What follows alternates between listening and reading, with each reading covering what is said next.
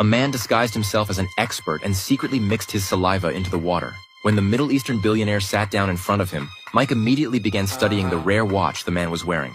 Gold, platinum, 23 carats, D-color, flawless diamonds. However, just as Mike said the watch was worth at least $5 million, he realized the billionaire had no interest in him. Thick-skinned, Mike had no choice but to strike up a conversation. He deliberately spilled water on the billionaire, Oh, I'm so sorry. then apologized profusely while pretending to help wipe his clothes, using the opportunity to steal the room key from the man's wallet. But Mike had no idea this would come at a heavy price. After sneaking into the room, Mike successfully stole an entire box of the world's most famous watches from the billionaire's collection. But just as he was about to make his escape, he suddenly heard hurried footsteps outside the door. It was none other than the billionaire who, upon discovering the watches had vanished from the table, immediately instructed his bodyguards to conduct a thorough search. Mike moved swiftly and managed to slip into the elevator first. As he exited the hotel lobby, security even hailed a luxury car for him. Mike had just bent down to get in the car when he was startled by the scene before him.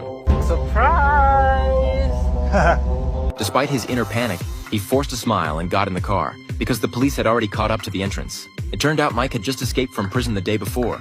Seeing the police about to surround them, the billionaire slammed on the gas pedal and sped off with Mike. The police cars were in hot pursuit, kicking off a thrilling high-speed chase. After several intense maneuvers, they finally shook off their pursuers and drove straight to the airport. At the airport, the billionaire's accomplices had already assembled. It was only then that the realization dawned on Mike. He had fallen into the billionaire's trap from the very beginning. With nowhere to run, Mike had no choice but to board the plane with them. On the plane, the billionaire finally revealed his true identity. It turned out he was the prince of a Middle Eastern country, not only handsome and wealthy, but also a master driver. His companions were all exceptionally skilled as well.